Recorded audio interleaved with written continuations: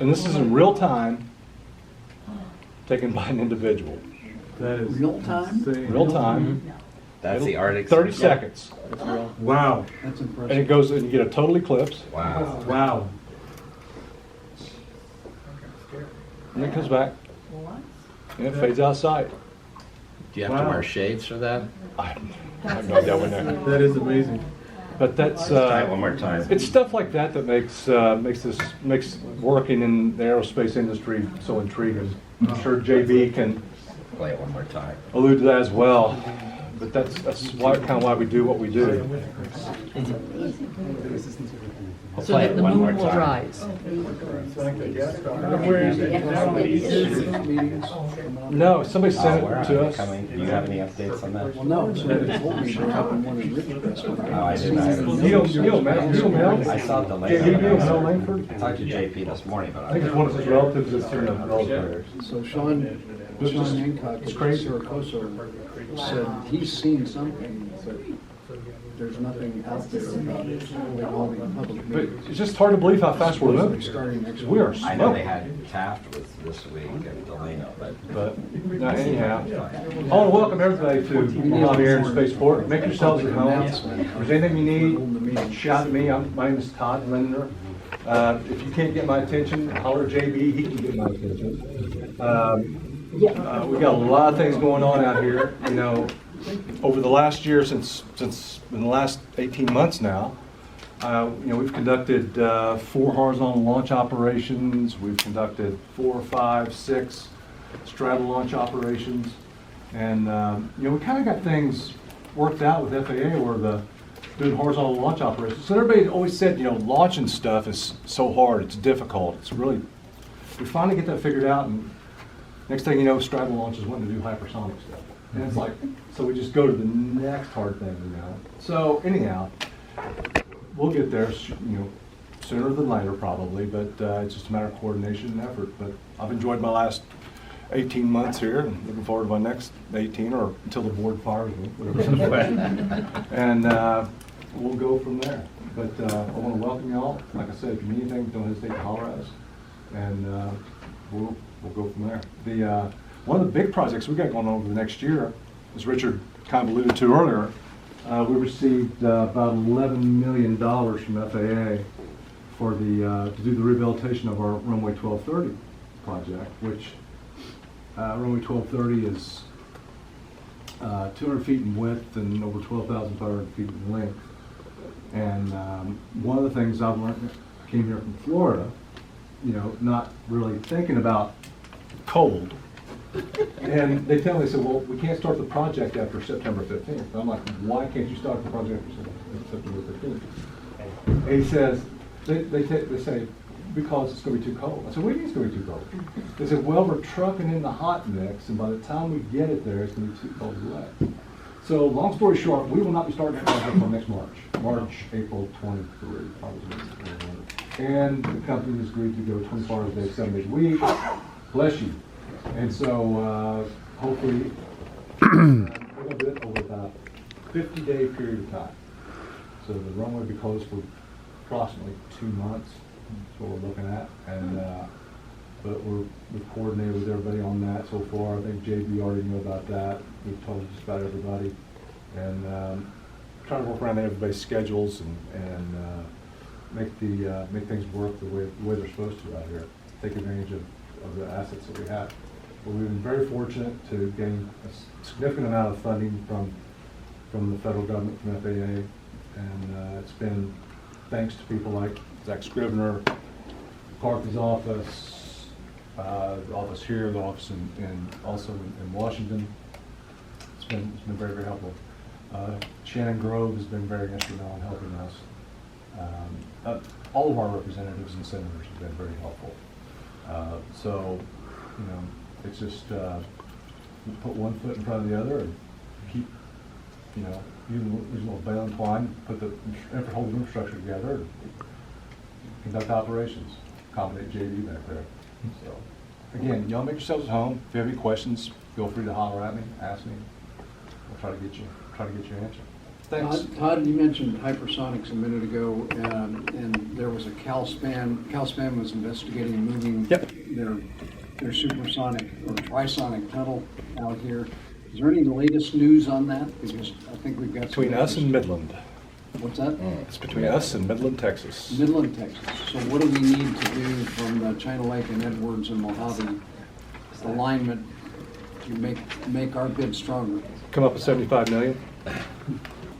Literally, that's what they're wanting, 75 million. So CalSpan's wanting the investment from, or is that a So what the- guarantee of business or an actual investment?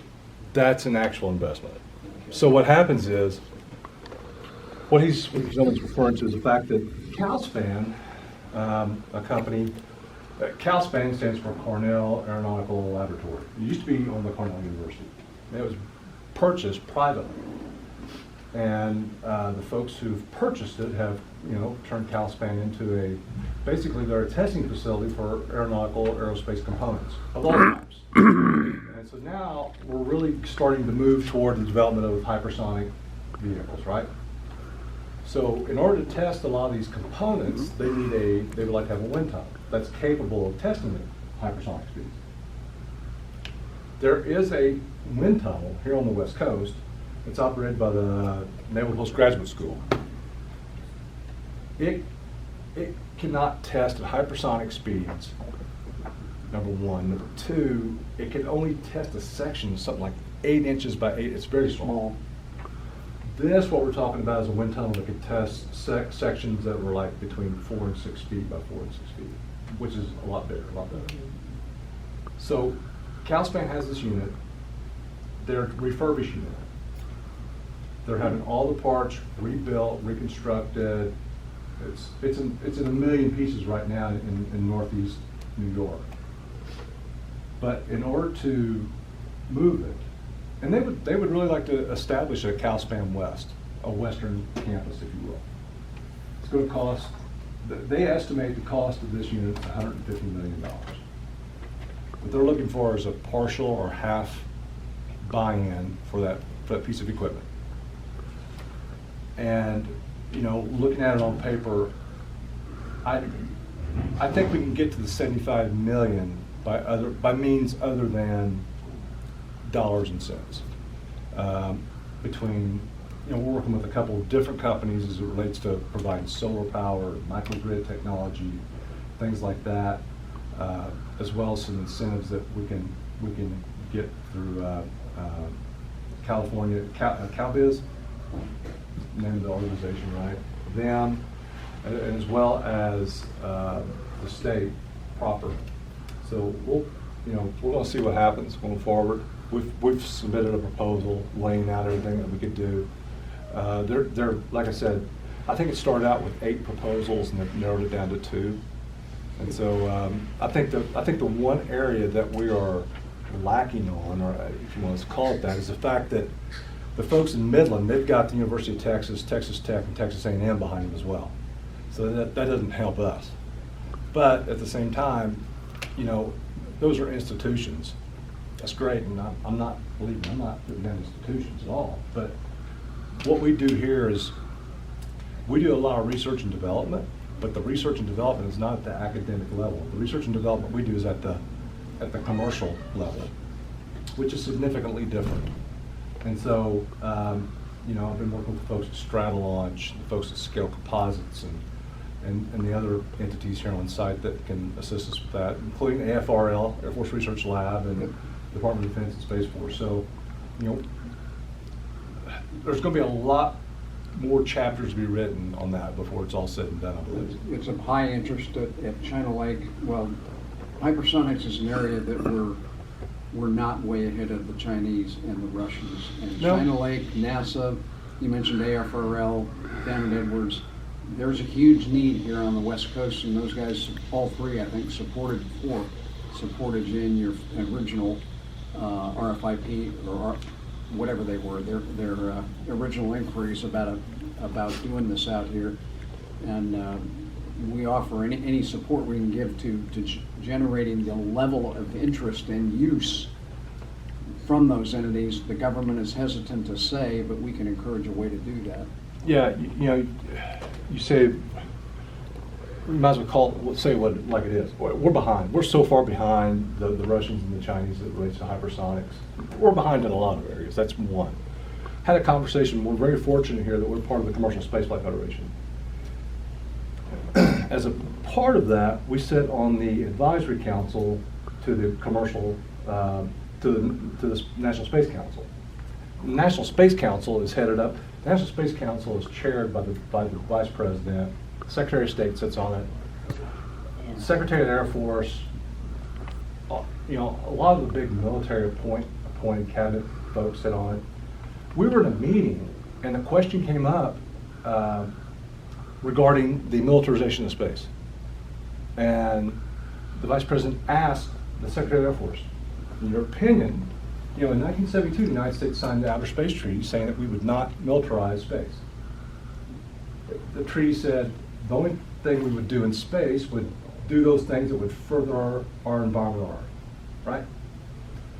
So the United States has played relatively good. You know, we've held up our end of the deal. Well, do you think the Russians have? Hell no. Chinese? No. So what happens is the question came up. The Vice President asked the Secretary of State, in your opinion, do you feel that outer space has been militarized? And the Secretary of the Air Force said, in my opinion, the day the Russians put Sputnik in orbit was the day that outer space became militarized. And went on to say, the only reason the Russians, the Chinese, and the Iranians have not taken out any of our assets in space is simply because they've chosen not to. Because they could do it. And it would be at a minimum multiple hours, if not days, before we knew it had even taken place.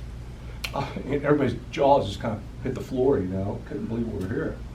But that automatically, after that meeting, everything really spooled up as far as development of hypersonics and commercial space and Space Force, and everything started really ramping up. So I'm hoping it continues, definitely. And we're going to continue to push for the Calspan wind tunnel. And another thing is, if something happens, we do not get that wind tunnel. There's a couple other wind tunnels out there that we're also looking at. We're working with the AFRL and Department of Defense on that, real close. And it's not a lot I can talk about, but there are other opportunities that's going to be out there. Thank you. Thank you so much for Hey, hosting. Todd, you mentioned Midland's got Texas Tech and whatever. Yeah. Have you guys leveraged Cal Poly or Caltech, any of the local? So through the National Postgraduate School, the Naval Postgraduate School, then UCLA and USC in particular. Cal Poly's in there somewhere, but I'm not sure where in this they are, where they are, but they're a part of it as well.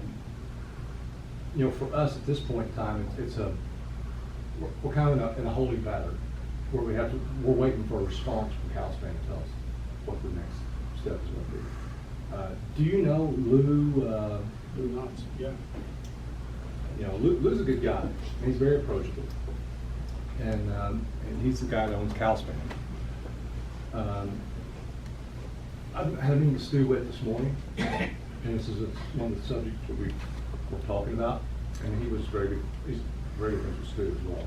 So I think Stu's going to reach out to him and find out what the situation is, what we need to do going forward. They might decide that they want to, right now they said their default position would be to reconstruct the wind tunnel there in upstate New York and keep it there if they, you know, if they didn't like the proposals that had been brought forward. But I can't see them going through the process of narrowing it down to two if we're not going to select one. So, you know, so there's still a lot of things I'm going to try to figure out. Todd, There's a lot of need on the West Coast. Yes, there is. what would be the, in terms of job creation related to that wind tunnel? I mean, obviously there's other benefits. So from a job creation standpoint, it's either 32 or 48 full-time jobs, high-paying jobs. Because the thing would run 24 hours a day, 7 days a week. They said there's enough backlog of people wanting access to a hypersonic wind tunnel that they'd be busy for a long time, working 7 days a week, 1 hour a day. And there is growth in those vendors that want to use it in their products that they're developing. Yes, So that's an correct. additional Very factor. true. Yes. Any other questions? Actually, at the Virgin Orbit, you had the nighttime launch was Paula Abdul was here? Oh, was she? I don't know. Straight Up, it's called Straight Up, the launch. Oh, yeah. Well, that's what the launch was called. I didn't see her. But the nighttime launch, it was the fourth, but this was the first at night. So Yeah. explain why a nighttime launch versus, I mean, would the preference in the future be nighttime launches? It depends on who you're doing it for. Okay. If it's a commercial operation where you want a lot of people, a lot of exposure, you probably do it during the day. You're doing something with the Department of Defense, you're probably gonna do it late at night. And in particular, this particular operation itself, what was peculiar was, if you all recall, like 2 Tuesday nights before the launch operation, we had a thunderstorm. Yeah. Like a significant, like the first time I've seen lightning here in 18 months. First time I've seen lightning here, period. Incredible. What happened was the lightning had taken out, we have something called a precision approach path indicator system. It's a light system that provides you guidance to land. It was out. And we had to get it back on for this launch operation. And the issue is if they take off with the rocket attached to them, it's no problem. If they have to come back, for whatever reason, conditions are not right, they cannot release the rocket itself. They have a hung store, as we say. What's going to happen? And working in the dark and with a precision approach path indicator system that's not at 100%, there's a lot of items that could have been stacked against us. But I think from Virgin's standpoint, and I'm just purely speculating, they want to know that they can do it at under less than desirable conditions. It's like, one of the things Elon Musk said, the reason Elon Musk launches from Cape Canaveral is so he can tell people, if I can launch from Cape Canaveral, I can launch from anywhere. Because it's very bureaucratic, it's extremely hard, difficult to work with the government. And I think that's part of what Virgin was doing here. They wanted to put themselves in a position where it was going to be very difficult. They did, and they were very successful. Dotted a lot of I's, crossed a lot of T's, but everything went off very successful. They launched about 1 o'clock in the morning.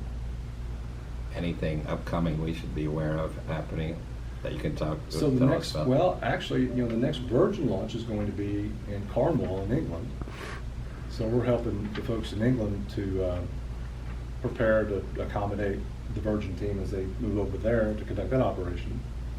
Straddle launch is down, I think, for about another 6 weeks. They're doing some rehabilitation work, refurbishment work on their aircraft. That's the only 2 real things to know of note. Working with a couple of different operators. One of the things we're getting ready to do is a lunar challenge, lunar landing challenge. Maston will be mapping. So what NASA is expecting, NASA is expecting Maston to take off from a given location with their rocket-propelled vehicle. They will climb up to about 100 meters. So we're talking about a little under 100 feet, I guess.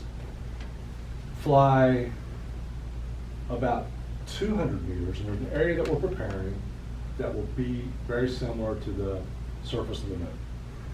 Kind of gray color. I didn't say that. It's going to be, it's a coquina finish, and coquina concrete finish, and they're going to do this at night. And they're going to be expected to map, do a high resolution mapping, surveying of this area that's being prepared.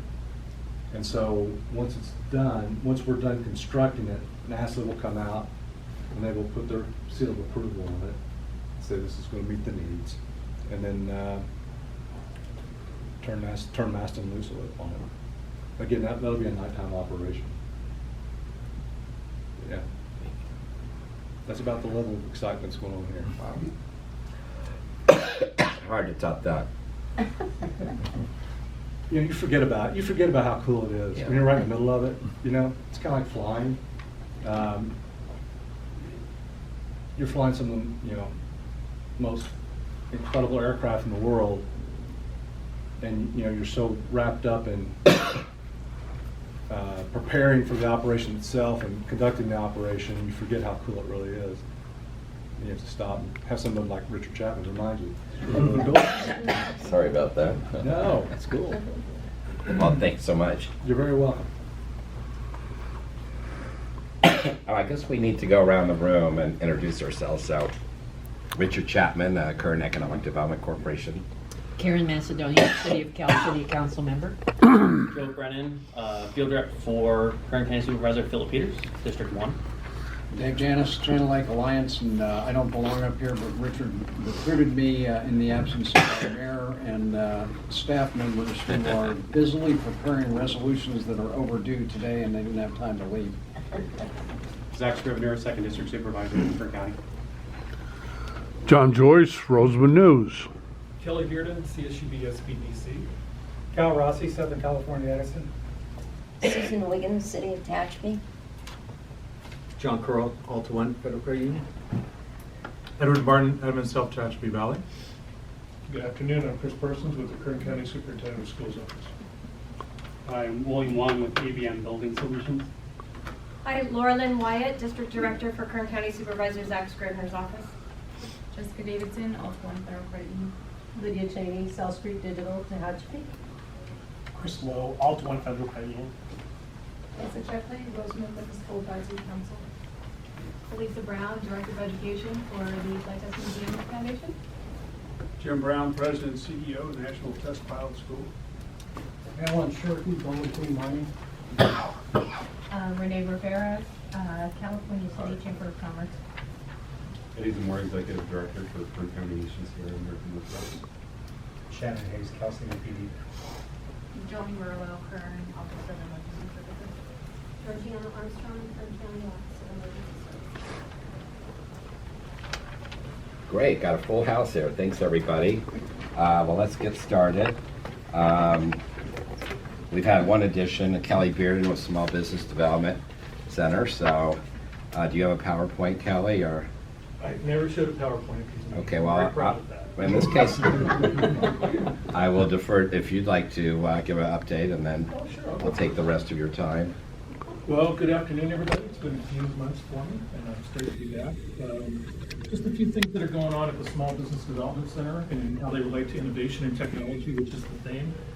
We've actively been involved over the years with the Small Business Innovation Research Grant Program. We give $3 billion a year to businesses that go through a qualification process. Now, in Kern County, I believe the last one we had was nearly about 8 or 10 years ago. And I think it was here in Mojave. It was Scaled that actually received that. So it's really a need where we don't get our share, and this goes throughout the central part of California, where we don't get our share of these innovation and technology grants.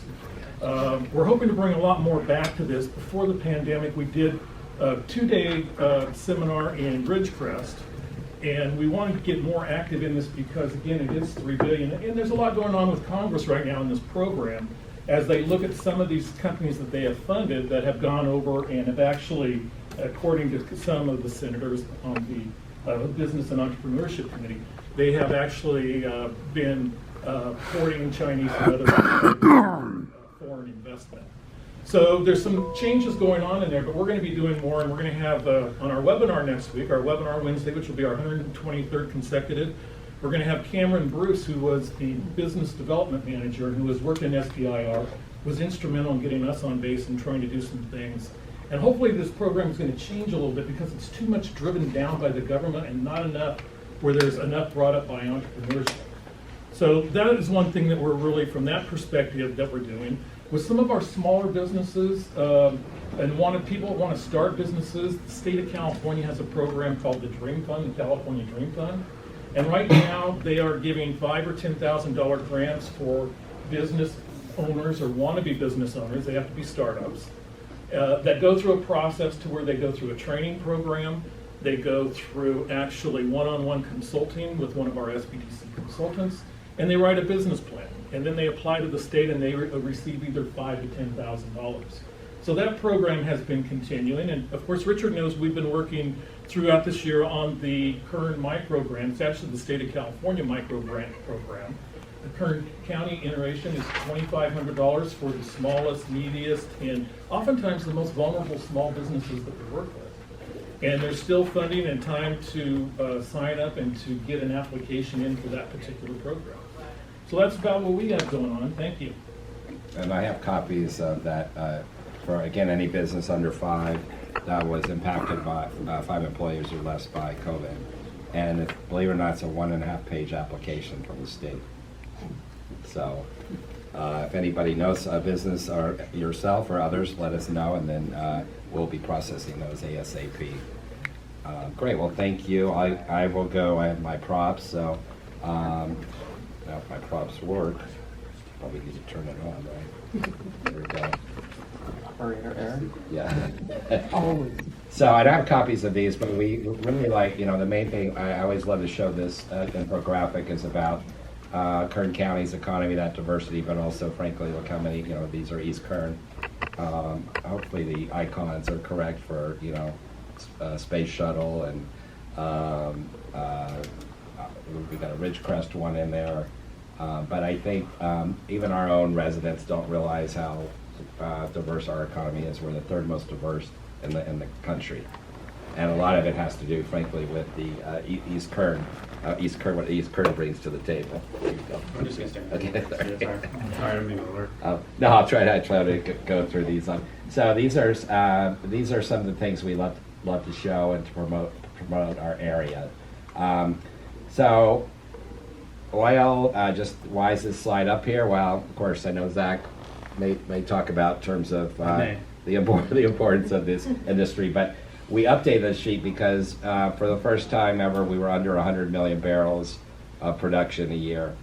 We're still the 7th highest producing county in the country. It used to be 1, but we're under now 100 million a year, and there's many factors behind that. But you know, now when we need local production more than ever, you know, why are we being frankly limited to you know, achieve those requirements? We talk about, I think, you know, we import 70% of our oil. So these are things we just want to keep, you know, communicating, and obviously the tax revenue, jobs, and wage income, and the like. And so why that industry is not just important to our county, but the state as a whole. So our Energy Summit, mark your books, is November 16th of 2022, and you don't have a book though, right? Okay. In Bakersfield, we're already putting together the agenda, so you will hear, obviously, renewable energy. You'll hear about the oil and gas industry, as well as carbon capture and storage. A lot of these projects are, you know, impact are relevant to East Kern. I know there's a project down in Rosamond, a hydro store, which is $1 billion project, compressed energy. They need to move through permitting process, but you know, we are the energy capital of California. So I won't delve too long on these, but our EDC is really fun. How do we attract talent as well as retain talent? What we're seeing, because that economic development is workforce development, so we'll go into this about labor participation rates and the like, but our county is actually doing better in attracting talent. We used to be 550 out of 600 counties and regions. Now we're 250th. So again, we're making progress. But you know, talking to Alan Shirkey about Golden Queen Mine, how do we find the workforce, right? Be it attract the workforce or through our own. So this is something that's really important to us. So this is for Kern County, but look at the basically this is out of town interest in buying a home in Kern County. So look how much it is really ramped up, which is Redfin does a quarterly analysis, just through the roof. So hopefully you bought a house 2 years ago or 3 years ago. And then look at LA. I mean, look at the exodus out of LA, of course up here, but as well as probably up to other parts of the country. You know, it's interesting. We're one county over. I think, didn't you say, John, that the average cost of a house now in Rosamond's $380? Higher than that now. That was last week. Yeah. Now it's $425. Interest rates are gonna drive it down now. Yeah, that's a good point. Just to show you where are people going that are leaving Kern County. We know, right, the usual suspects, Dallas, Houston. Although Todd came from Florida, right? Yep. Apparently the governor's running ads, our governor's running ads in Florida. Yeah. So that was before, Really? yeah, last week. So, but we have something they don't, the state income tax, right? It's true. Okay. You do. But, you know, we're seeing, of course, just that where the movement is occurring. The bubble here is not going to burst, frankly, as many areas in that we have this LA, right? This LA market pushing people up here. But nonetheless, we're going to see some, you know, significant. You know, we've gone up 30% in 2 years, probably. That will change somewhat significantly. That appreciation. I like this curve. What is this curve? It tells a story that we have more job openings, the highest job openings rate in history. So the curve at the top shows you basically 7% in terms of our economy. 7% of jobs are open, far and away greater than any other. And these curves basically measure recessions. So we come back, they go from right to left. So 7%. And then, and these are just by industries, but too granular, but most of these industries are hitting their all-time high in terms of opening rates. You know, and so is that a good thing? No, it's like full unemployment. We can't find new workers. So let me see if I had one. No. I had one, in the past one, we have a 60% labor participation rate. So what does that mean? 40% of people that can work are not working. So that's a huge issue for employers. And so how do, you know, this is, and there's many factors behind that. You know, states that offer really generous unemployment rate compensation and other benefits, you don't see that return to work as quickly. So what was it before? Let's say before It pandemic. was probably 65 to 70. So This significant. Kern County, yeah. When we look at economic development, it's really the site selection factors and how does Kern County stack up. And I'll talk about some of our projects. We had a record year in terms of 48 projects looking at Kern County, existing as well as new. But you can see one of the most important highway access. I think we're well with 14. We have 58. We have the I-5 and 99. Some of the new ones that are moving up the list that may not have been in this one are proximity to major markets. Let's see if that's in there. One of the studies I saw, well, here it's on the bottom, it's 9th out, but another study I saw 2nd. And so our proximity to LA, not just for housing, but more importantly, for project companies looking to leave the LA basin. We've actually had 2 new projects of companies that are want to leave. They want to stay in California. These are manufacturers, but they are looking up into Kern County. So I think that's important for us to make sure to promote the benefits that we have.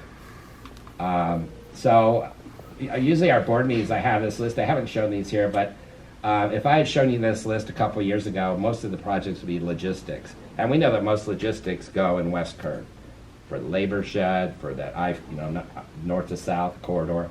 Most of the logistics that are shipping to the East Coast are in Riverside, right? Coming out of the port, going east. But here we see projects that are coming through our pipeline. We sign NDAs a lot of times. Most of these we know the companies, but we've had a massive shift to manufacturing, and that's good. Manufacturers in terms of average wages about 50 to 60,000. I think CM is in East Kern 1. We also have Benson, which is in this area, a significant manufacturing project. So our caseload has changed. We have a lot of renewable manufacturing projects. You know, the question, will they come to fruition? They're still trying to determine the monies and set up monies from the state and feds. But the good news for us is you see both of these, our job counts are higher. We had in the past some renewable projects where they say it's $100 million cap investment. We say how many jobs? They say 3. So the good news is we're getting some larger, so we should have some announcements coming up in the next 12 months or so. So other projects, of course, Hard Rock, I know they just have one more in August for Hurtado's bill. It's a bipartisan bill. So that's the we're talking about new money today at lunch, among other things. But you know, if this project was not here, about 95% of the people that come to Hard Rock are from out of the county. So that is like gold, right, for an economic developer, because that's money that you know, folks come, they stay a couple of days, and then they leave. So that money sticks in the local economy. Someone mentioned today, oh, Hard Rock Cafe is coming. I'm like, no, it's a casino, a hotel. I don't even know if there'll be a Hard Rock Cafe. Yeah. But there are 13 restaurants. $600 million. I mean, kudos to Zach and the county. They have a government-to-government agreement with the tribe. And it's just going to be a real magnet for not just the quantitative money, but the qualitative. Think about all the articles, the tourism. So we're looking for, hopefully that, I mean, the bill is unanimous going to Assembly and Senate, but the last vote, I think, votes will be in August. I just add one thing to that, Richard. Also, too, with that intergovernmental agreement that Richard referenced, there's a lot of money in there for additional sheriff deputies, additional fire apparatus, and so that's going to be a big enhancement, particularly from the public safety side for the outlets that struggle, just like every business does, with those, smash and grabs, those kinds of things. And so I think we're somewhere in the neighborhood of talking about a dozen deputies or so that are going to be additional for the area. So that's going to be not only for the Hard Rock, for the outlets, but you're looking at the spillover into the Taft area and over into the Rosamond area as well. So it's good news. And it should maybe be 18 months to completion once. I think that's so. By the way, so I found out that what does the average dealer in terms of blackjack make? $75,000. So, and what are the two types of gaming activity are not allowed in casinos in California? The Indian gaming, I know they can do blackjack, they can do, what is it? Dice. Dice, okay. And roulette. So dice games. I don't know, has anyone ever won money off roulette? Okay. so we talk about new money, and so down the road, of course, we had lightning in the bottle. I think we had a gentleman at lunch that attended that. Chris, do you have a report back from lightning in the bottle that you can tell the audience? I was sober. You can tell okay. I went in the evening on the Saturday of it. It was nice. I just went for the festival part of it. Okay. With some friends. It was nice. And there was a lot of people there. 27,000. Yeah, the first year I think we were at about 8. It ended up being about 18. I think we had permitted them for 20. But that was because that was the first year that they didn't do it on Memorial Day weekend. Right. And so now they're back on their regular schedule. So that I think was a big reason why the attendance was boosted. In addition to having a successful year when they did it in 19 before COVID. So that should continue to be. I think it'll continue to grow. It's a great venue. And is it a 5 District 2? Yep, 5 year. Is it a 5 year? Yeah, 5 year. So I think I see Chris in the back. Right? Is that you? I don't know but what the experience is. But the main thing was that really people that came to Kern County want to come back, and so that again next year. Looking forward to seeing. There were over 158 international articles about the festival. So these are things that, as Kern County, as our economy evolves, these are types of projects that bring money in. So we'll look for your novel about your experiences, fiction or nonfiction. So a couple other things. We've launched our EDC. It's called the Manufacturing Alliance of Kern. We're working with advanced manufacturing under the B3K Prosperity Plan. There was opportunity industry was identified, which was manufacturing. And so what we created is a group of manufacturers that drive it, right? It's not an NGO like myself or educators. So they're meeting monthly and they're hitting on the issues, obviously, that impact manufacturers and how do we address them. We know it's workforce, but energy is a big one, Kyle. You know, energy is huge. What are you doing to help these manufacturers? All I can do. Okay. Capacity, I mean, water. So this is something we're really excited. We have, Rio Tinto's at the table, National Cement. I would think gold mines are manufacturing, but that doesn't fall under that, makes gold. Don't you make, well, it's from the ground, but. That's production, yeah. But they're considering Rio Tinto because of the lithium as a manufacturer versus gold. But you're always welcome, Alan. Okay, thank you. Okay. We have about a dozen manufacturers that are driving that, so more to come on that. We're also working on a revolving loan fund, and so what we're hoping, this is from Bryn Shura, Kings County has one too, Larry, is to have a mechanism for funding for growing companies, manufacturers, others that can't secure traditional bank financing. And I know we'll be talking to Kelly too. So about, how do the partners we want at the table to have this revolving loan fund that, be it from $25,000 to $100,000. Typically the Economic Development Administration provides seed funding. So you'll be hearing more about our role in kickstarting that.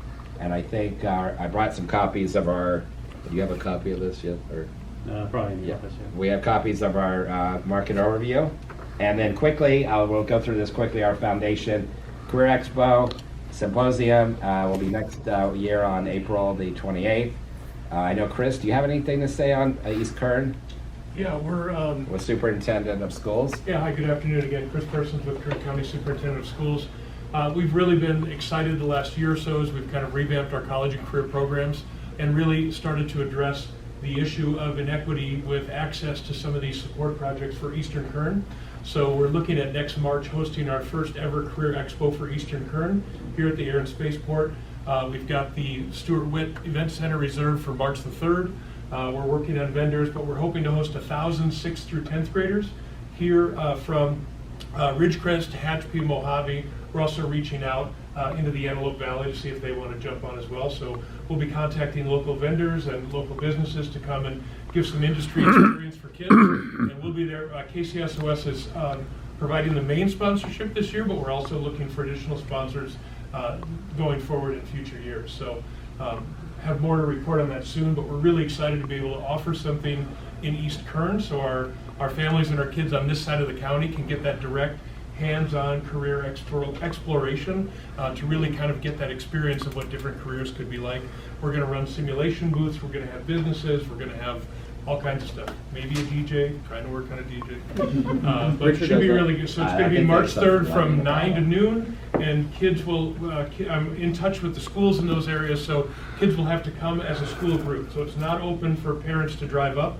It's open for, school buses and school vans, but groups from schools during that window of time. So I can have more information hopefully for you guys. Yeah, we really appreciate the opportunity to partner because we noticed the symposium, it was countywide, but traditionally 80% were from West Kern, so we really want to make sure that we get these East Kern students understand the STEM opportunities. And Richard, I'll add the districts on this side that I reached out to all responded within 24 hours that they were absolutely ecstatic to have an opportunity for their kids to have this opportunity. So we're hoping this is the inaugural and that it becomes an annual event. So looking forward to adding that support for Eastern Kern and for our kids and families out here.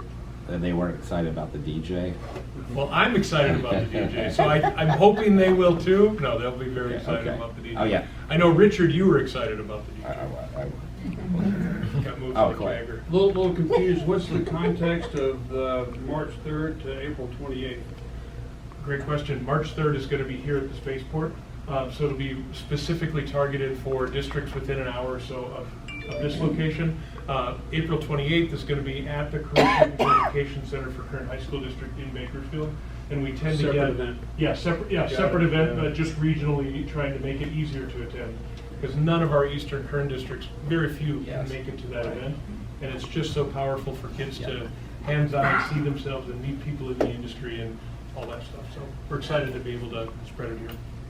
Great, thanks. And so as Kelly mentioned, we have the flyers for this program. The money's open until November. And then finally, we are kickstarting, creating a portal through our foundation to match both employers with students for paid internships. And so I know this is the #1 attribute that employers are looking for. Did the student have a paid internship? So we're going to also have a repository for existing internship programs. You know, I talked to Maston the other day. I talked to China Lake. They have some STEM programs on the base. So we want to be that place where folks, employers, can go and find out about, and students and vice versa. What are the age requirements? Well, it's 18 plus, but I know Tehachapi has a manufacturing academy, and those students are they're graduates, but they're 16 or 17. So we're looking into that, because why shouldn't they have the ability to have a paid internship? We have it there with the principal at Tehachapi High. And then the other question is employer of record, because if it's manufacturing, they may be like, Alan, if you have an intern at Golden Queen, do they want to be indemnified? How are they indemnified if there's an accident, workers' comp? So our first internship, we've actually hired a staffing agency. We're paying a little bit more, but taking on that role as employer of record.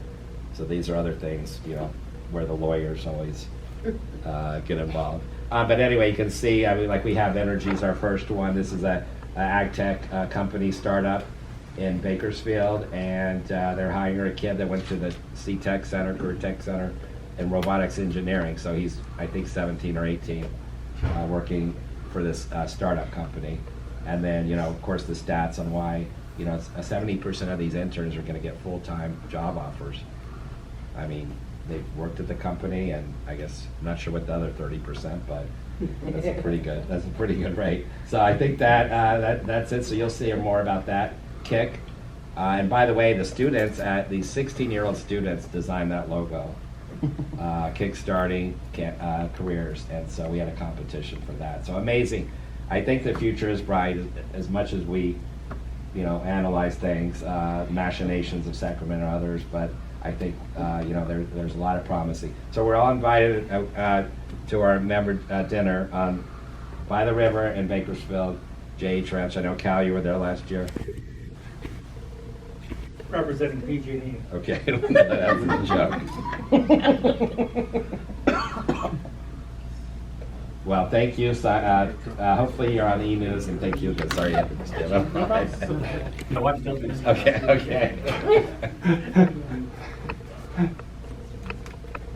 Okay, so just District 1. Go ahead, Joe. Okay. Last time I updated you all, it had to do with some things we were working on in Ridgecrest, improving some of our parks and recs. This time, I've got some updates as far as the Kern River Valley. So I didn't see anyone from Kern River Valley here. I don't think Justin was able to make it. Yeah. We've got a few public works projects, all in all, looking at between this year and a couple years, close to $6 million worth of public works projects, improvement projects for the area, parks and recs areas as well, even potentially a skate park. But it's a good outlook for that area.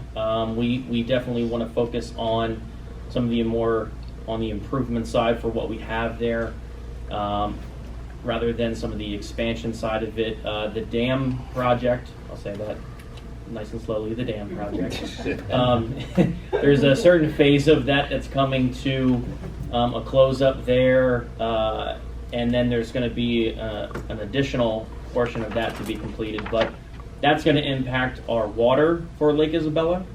So, because they've had to keep it at a low amount to be able to facilitate the construction of that first portion of the dam.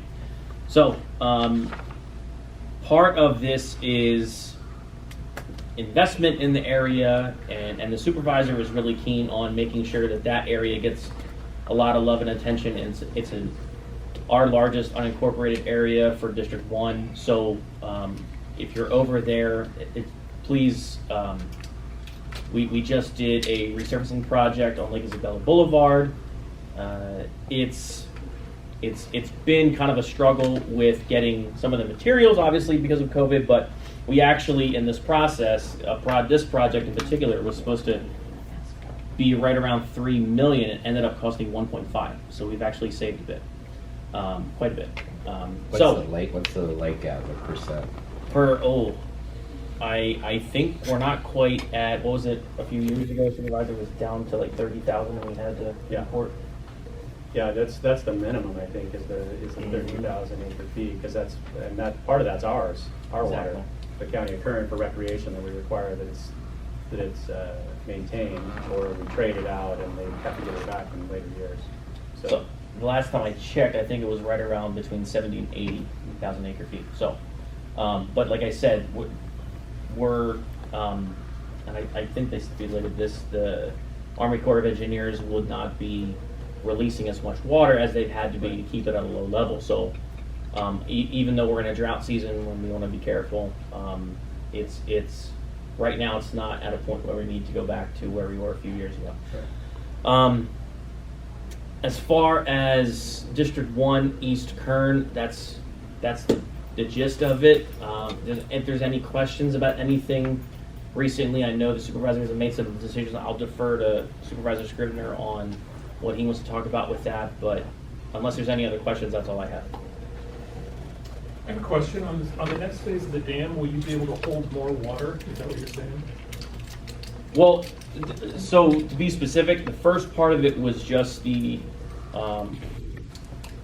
was a main portion of it. It was the earthen side of it, and the other portion of it is the completion of the auxiliary spillway and the emergency spillway, which are all concrete. So that is actually at a higher point. So I think I don't remember that. Oh, go ahead, Georgiana, if you want to. During the remediation project, the Army Corps has set the maximum capacity of the pool at 66%. That's how high it could get until they fix the dam. The last monthly report from the Army Corps, the pool was at 19%. I don't translate that into feet, it was 19%. But once the project is done, then the dams would be ready, so the pool could be at 100% capacity, just depending on the watershed inflow. So the reason the pool is so deep, is so shallow now, is just because of the drought. Sorry, didn't mean to. No, you're fine. Thank you. I appreciate that. Any other questions? Okay. All right, District 2. First of all, thanks everybody for being here. I appreciate the time. Before I forget, I want to give an update on the Mojave Transit Center. We received a $1 million grant through the Transportation Development Act, and the total. So basically, this is a transit center that will run all the busing. Folks were having to get on the bus in one of the fast food parking lots. There was a lot of safety issues. And for those of you who are familiar with Mojave, you've probably seen the construction going on for quite some time. And so the total contract cost on that was $1.649 million. So construction, as I said, is underway, and we're expected to complete that project in January of 2023. I wanted to talk a little bit about, real briefly, about the governor's budget. No surprise, we didn't get a lot of the things that we wanted out of the governor's budget. For Kern County, we wanted an end to the solar property tax exclusion.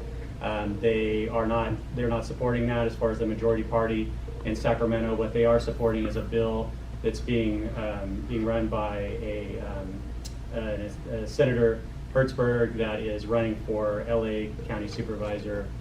So it's interesting that he has no regard for county's well-being when he's running for the office. But he's supporting a bill that's going to be a 50% exclusion for the solar companies. It should be phased out. Solar is so much more affordable than it ever was. It's very competitive with natural gas, et cetera. But despite those facts, they are continuing to subsidize the industry. But I would note that Kern County does have a local solution to that, our cumulative impact charge that we're requiring through the environmental impact reports. So in a way, we've solved the problem locally through the environmental impact process, where they will have to pay an impact charge for the public safety, the roads, et cetera, all the all the things that they're not paying for through property tax are going to be paying for through their environmental approvals. So we're really fighting the fight for other counties at this point. But they didn't have that. They also didn't have any solution to the Williamson Act subvention funds. Back in the mid-2000s, the state stopped funding the Williamson Act. The Williamson Act is a property tax break for farmland. The idea is to keep farmland in production, to dissuade farmers from selling their land for development, so we can continue to feed the nation and the world like we have been in Kern County for decades. But they are not going to backfill us on that, and so we're doing it out of our general fund, as we've been doing since the mid-2000s. But it's to the tune of about, I want to say it's somewhere in the neighborhood of about $6 to $7 million a year that we subsidize our farmland in Kern, because we recognize the value. Unfortunately, it looks like the majority party thinks that food comes from the grocery store, not from the fields. But we continue to fight that fight. But one thing that is in the budget that is good for Kearns is a county sustainability fund. And these are grants for economic development. And so it's $100 million that is going to be funded in the next 2 budget cycles. And this is money that goes to communities that are dependent on fossil fuels and have high poverty rates. And so Kern obviously is the main county that satisfies both of those requirements. But there are a total of 7 counties that are going to be, 7 other counties, so 8 total, all Central Valley more or less, that are going to be eligible for those funds. And so what our plan is, at least at this point, is looking to use those funds to streamline the development and permitting for our carbon management industries, the carbon capture. And I talked about that, I believe, at our meeting that we had in Rosamond, where I did a PowerPoint. Essentially, carbon capture is taking carbon out of the atmosphere through a variety of different ways. Some of it's pulling it straight out of the atmosphere, liquefying it, and putting it down in old oil reserve wells for storage. There's a lot of benefits to it. Companies can offset their carbon footprints by buying these credits or by storing it, but also it can also help to simulate the wells for oil production. So there's a real kind of a synergy there. But Eastern Kern, we expect to be on a lot of people's radar for that carbon capture technologies as well. And there will be a big solar component where the solar development, solar arrays will be powering the carbon capture management park that we're expecting to have permitted and built in Kern County. We think it's going to be somewhere in the neighborhood of about $100 billion in investment. So that compares with about the $68 billion that we've seen in renewable energy so far. So it's pretty substantial, very substantial actually, as far as development is concerned. A couple of things I wanted to talk about as far as the assessment role for Kern County on our property taxes. So the assessor recorder finalized the property tax assessment rolls, and there's some good news in there. Actually, we had a pretty substantial increase when it comes to our commercial and residential properties. That's driven by the increase in home values, et cetera. Although we do see on the horizon, as I mentioned briefly, a drop in those values because of the interest rates that are likely going up to try to combat the inflation that we've seen caused by all the free money that was put into the market from the COVID relief packages. But we're seeing an $11.1 billion increase in locally assessed property taxes over the last year. And so that is, as I said, that is positive news. But the thing that, and we'll be using the extra money that comes from that to address our very small structural deficit that we were going to be covering with reserves. And so this will allow us not to have to tap into our reserves as much as we were going to have to. But let's talk about oil real quick. So price of a barrel of oil is up quite a bit. Midway Sunset is $125+ a barrel. And so you compare that with some of our assessments that we saw. I think last year we were somewhere about $73 range. I'm just going off memory. Don't quote me exactly on that, but it's somewhere in the $73 range. Is that about right, Richard? Yeah. 76, 73, 76, somewhere around there. The year before we were at about 50, yeah, right. Around the 50s, and we were actually down in the 40s. 43, I think we were back in, or 46 back in, whatever that 2019 was. So anyway, you look at that and say, okay, well, Kern County, that you must be doing really great now that you have this major increase in oil prices, notwithstanding the impact that it's having on consumers. But actually, no, because you have the state that's got their foot on the back of our neck on permitting oil, and so you can't assess a company for the value of an asset that they can't monetize by getting a permit and extracting it. So if it wasn't for Governor Newsom, Kern County would be in really good shape right now. But because of the state's policies to attack our oil industry, we continue to struggle. And if you look at the assessment for oil, the percentage of the county's budget, it's at 14% for this fiscal year because of this new valuation. Last year it was at 11%. But if you go back, that's less than half of what it was in 2014, when we had a different governor in office, and he was a Democrat, but Brown was really good when it came to oil. He understood that oil was important for California's economy and for our job base. But this governor, is seemingly a lost cause when it comes to that. So it's less than half of what it was in 2014. And if you look at what we were in the 80s, oil was 50% of Kern County's assessed property tax value. So now it's at 14%. So that goes to show that yes, we've seen a lot of growth through our economic diversification efforts and the values of our various properties that are not oil related, but it could be so much better for us here if the state would only allow us to permit. Let's remember, we're the safest, cleanest oil production anywhere in the world. And so if we're importing 70% of California's oil needs from foreign countries, China is a big beneficiary, Russia is a big beneficiary, Iraq, Saudi Arabia, etc.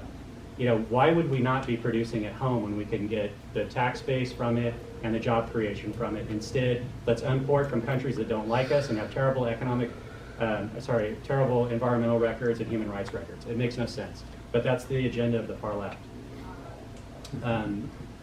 Lastly, the fact that we are experiencing this attack on our oil industry and looking at our farmland, about a third of it being fallowed through water cutbacks in Kern. And remember, Kern is either the first or second most productive agricultural producer in the state. We kind of go back and forth with Fresno, but we think we're in first place all the time, but it depends on how you crunch the data. But anyway, in light of our two major industries being attacked by the state through regulatory actions from the governor with our oil industry and from the Sustainable Groundwater Management Act, which was a bill that was passed about 4 years ago, we're in extremely dire straits economically, and especially in the future, and so that impacts our county budget. So that impacts our ability to put sheriff deputies on the street, firefighters, parks, libraries, you name it. And so that's why the board voted to send to the residents, the voters of the unincorporated area of Kern, for a 1 cent sales tax measure.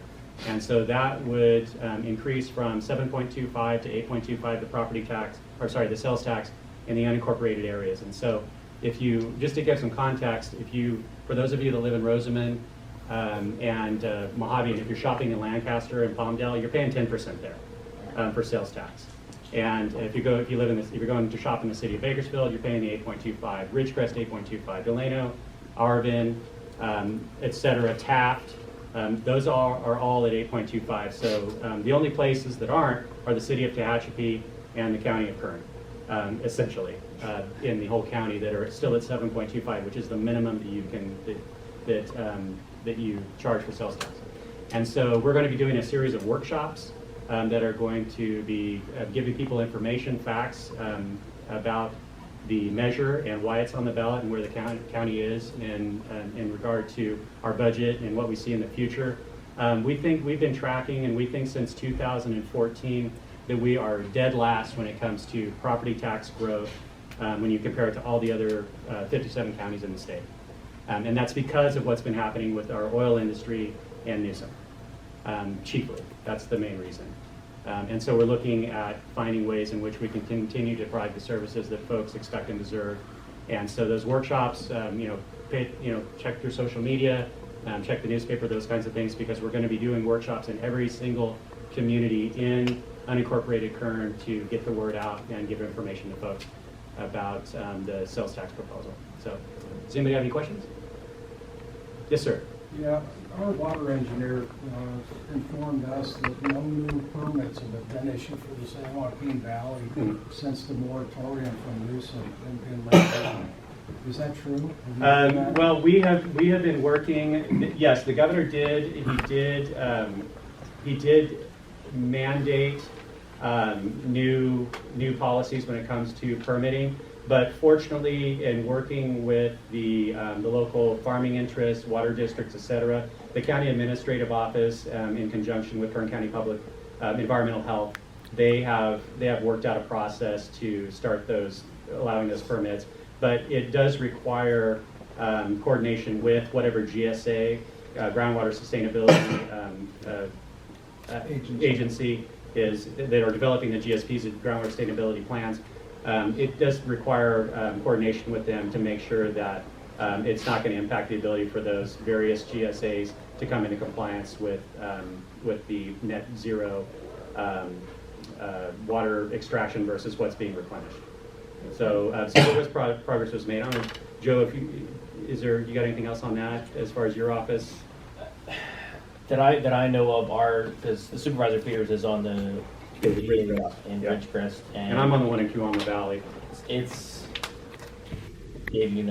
going through it right now. That's kind of where they're at, is looking at different options, because they're more about importing in Ridgecrest more than drilling anything new that I'm aware of. Dave, do you have anything? Well, it applied the governor's executive order, which he implemented, which I guess is going to be instantiated fully later in a bill. And that's what we understand. It was briefed yesterday at the Groundwater Authority meeting for several hours.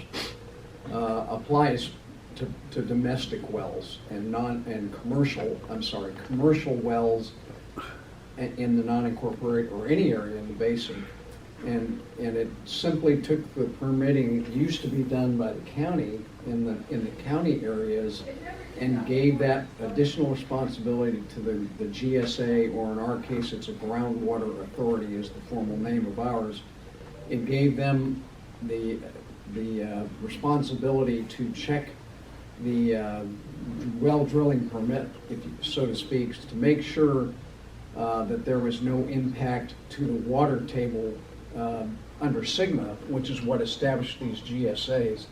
So the state of California put in through Sigma, the Sustainable Groundwater Management Act. They initiated all these groundwater GSAs, groundwater sustainability authorities, and now they all had to develop plans to bring their basins into zero lowering compliance, and there are only 8 out of 34 have approved plans that get them there. Ridgecrest is one of them, by the way.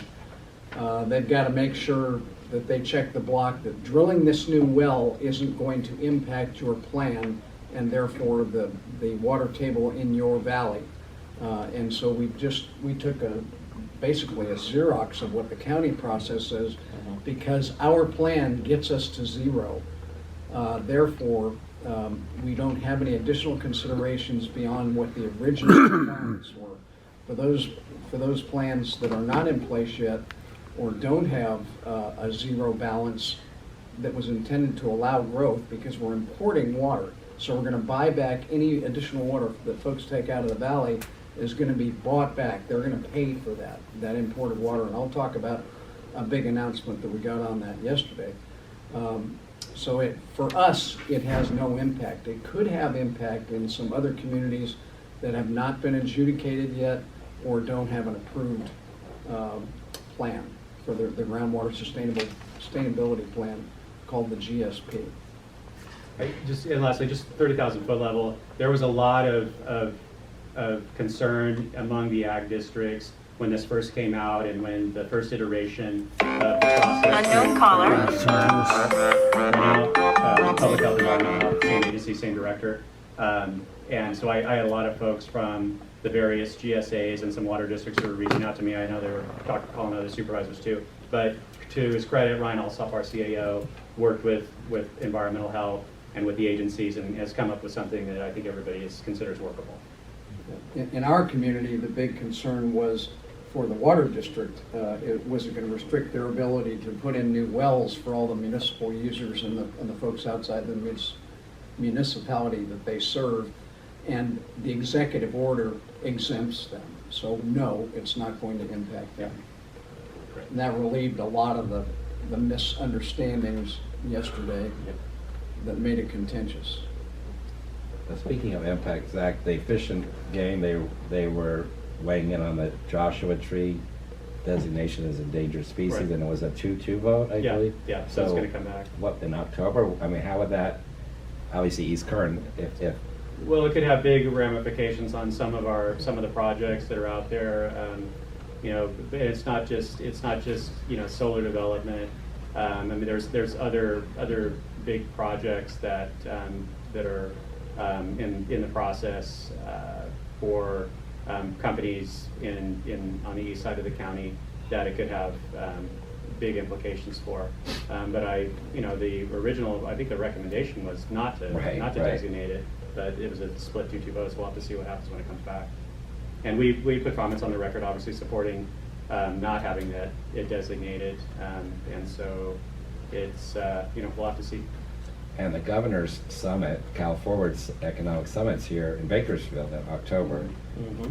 Do you know who will they have local speakers, or will it be? I think I'm one of them Oh, on that. okay. Well, I think so. We're doing something at the county. I know we're doing something there where I've got, but I'm sure Lorelei will be involved, Yeah. our planning director, et cetera. But yeah, I think somebody told me I was doing something. Oh, great. I can't miss that one. Yeah, I'm not prepped yet. Okay. Did they twist your arm? Is that what happened? Yeah. I wish. Great, thank you. Thank you. Okay, Tehachapi. Tehachapi. Susan. I'll stand up just because y'all are back there. I just have a very brief update on Tehachapi. And that just disappeared. We have a new Starbucks that's being built north of the freeway, kind of over by the hospital. We have a Chipotle coming, which I love Chipotle, kind of over by our Walmart. And our Town Place Suites, which are over by the hospital north of the freeway, are coming along. And they started about the time that the hospital became viable. And they, I've never stayed at one of them or anything, but they're really nice. And they're kind of, if you have someone in the hospital having surgery or something, you can stay there and have a little kitchen and everything to cook with. And so we're anxiously waiting for those to open. And we are still building houses despite the national uncertainty. We're not sure. Rates went up, or how's all that going to affect us? We know it's going to do something, but we're still moving along. And future events, or looking at one past, we had our 4th of July Independence Day celebration that the city sponsors every year, and it was awesome, right? And our fireworks, they told them to ramp them up, and I was. Finale was great. Yeah, and I was sitting on a street watching them, and when the fireworks were over, people were applauding. I was standing out there watching them. I thought that was really cool. So we were very patriotic that day. And our mountain festival is going to be the 3rd week of August. And if you have never attended the mountain festival, you're really missing out. We have a huge parade. We have tens of thousands of people who come to Tehachapi, and that's kind of like Richard saying, it's new money. I always know something's successful in town when I go and I don't know anybody. I always take that as a good sign because it's new people. And we have our Art 2022 VIP event, which is July 22nd. I'm not sure if they still have tickets. It's a very fancy event. I'm not going to be here, unfortunately. But we have artists who come and have plein air drawing where they go all over our valley and pick spots outside to paint. And then they sell the paintings. And I am not an art critic or anything, but they're very nice paintings. I've seen of it. And it brings more people in too. Yes, Also ma'am. to let you know that the VIP night is on Friday, but next Saturday and Sunday it's open to the public. So if you're out and about over the weekend, please stop by. It's at the Aspen building, and just come in and see the art of our area. And our wineries and microbreweries are growing.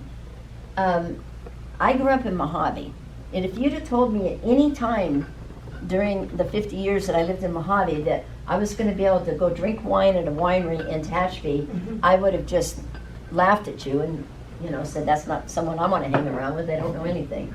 But here we are, and it is amazing. We have what's the name? The Discover Tehachapi is a new group who's taking wine tours. You know, you can sign up and they'll take you all around the valley and stop and have tastings and everything. And it is just amazing to me and fascinating that in Tehachapi where it snows, we have vineyards. So if you've never been to any of them, come on up and spend a Saturday. And if you only make it to one, that's fine. But it's a very unique experience. You can sit in the tasting room and look out over all the vineyards, and it's something I never thought I would see happen. So, and we have summer pretty light activity at the city, but we're moving along with things as we go. We're in the middle of vacations right now, so we're kind of short-staffed. But I encourage you, if you have never come up to Tehachapi on a weekend, come have lunch at our bakery, which is a German bakery. Go out, tour some of the wineries, and you won't be disappointed. It's something that our wineries are right up there with everybody else in the state, so we're very proud of them. Thank you. Thank you. Edward, do you want to have any Tehachapi news from the hospital? Just briefly, as many of you all know, basically the pandemic has had a huge impact on our team at the hospital. And it's not only, of course, Adventist Health, it's had an impact, but really kind of nationwide. And so right now we're putting our efforts into ensuring that we are able to go and both retain, recruit and retain our staff. So I've been sitting in meetings over these last couple of days, and what we're looking to do is we're looking to go and put together a leadership orientation, because what we've realized is that oftentimes when we bring new leaders in, they're not necessarily equipped with the tools to be able to go and properly lead their team, which oftentimes lead to early frustration and burnout. And then because they can't provide that support to their team oftentimes leaves as well. And so we're currently in the process of putting together at the, we call it HP, but it's really at the HR level for the county, a leadership orientation, but then there's going to be a leadership orientation that's site specific. So at Adams South Tehachapi Valley, every single leader that comes, after they finish their initial orientation with Adventist Health Kern County, then they're going to receive a site specific orientation where they're going to learn specifically about finance, specifically when it comes to budgets, compensation, and all those little kind of specific things that pertain to working at Adventist Health Tehachapi Valley. And then, so we're working on that right now, and we're hoping that that's going to help to kind of turn the tide of, unfortunately, the mass exodus that we've been experiencing with a lot of our staff. On top of that, we're also taking a look at some potentially new service lines, bringing new service lines on. I don't know how many of you all know, we are going to be rolling out so we have PT Solutions that's currently overseeing our rehab center. And so PT Solutions will be moving into a new location in downtown Tehachapi, right off of Green Street. That's going to really kind of help us expand our rehabilitation service line. So as of now, we're about 6 weeks out from seeing a new patient. We actually need to get in for rehab because of the existing space that we're in, we're about 6 weeks out from actually seeing you. With this new site, it's going to allow us to be able to see our patients within 6 days. So that turnaround time is going to be great for outcomes. It's also going to be very helpful for many of our surgeons who have struggled to get their patients into the hospital and to get them seen in enough time. So we're pretty excited about that as well. We're also looking at establishing a wound care program right now for those that are in desperate need of kind of debridement. Get basically, if they have a wounds, for instance, diabetic patients, burn patients, we're oftentimes sending them down the hill, down to Bakersfield, as well as out to, I think, Lancaster and Palmdale. But what we're looking to do is we're looking to go and capture that population in Tehachapi. And so we haven't quite yet figured that out yet, but that's going to be one of the service lines that we're actually looking at right now. I don't know if anybody has any questions. I'd like to ask one. Yes. Putting on my hat for East Kern Healthcare District. Yes. You said site-specific on this leadership orientation? That's correct. Is that going to include the Cal City Clinic? Oh, so for Cal City Clinic, right now we're just going to mainly roll it out at Adventist Health Tehachapi Valley. However, I think the idea is really for that to be rolled out with both our Mojave as well as Cal City clinics as well. But we're just kind of putting in the establishing the program just to see whether it works first before we begin to roll it out to our other clinic sites. Okay, obviously in Cal City, and we have our fire chief with the head of EMT here in the room and our Chamber of Commerce as well as our PD. Okay. But obviously we're interested in greater accessibility for our residents. So you and I have talked before, but I think we need to talk more. This really intrigues me. In speaking with, I don't know how many of you all know Daniel Wolcott. He is the president for Adventist Health Kern County. He oversees really the president for all 3 hospitals, Adventist Health Delano, Adventist Health Bakersfield, as well as Adventist Health Tehachapi Valley. And even in the meeting that we actually had this last week, he has special interest in figuring out how we can expand access to specifically Cal City as well as Mojave. And so there definitely is interest from top management to figure out, what are some of the services that you all need and how can we actually make it more accessible to you? Thank you. Thank you. Okay, we have our videographer from Rosamond. Oh, I'm from Rosamond. Go ahead. Chapley, Rosamond Municipal Advisory Council. Hi, guys. So I have a few words from William Parkman, who's the chair. He wanted to talk about the solar projects, how we are the leading in East Kern and Rosamond and Kern County, which Zach already covered that. Commercial development is actually continuing to grow within Rosamond.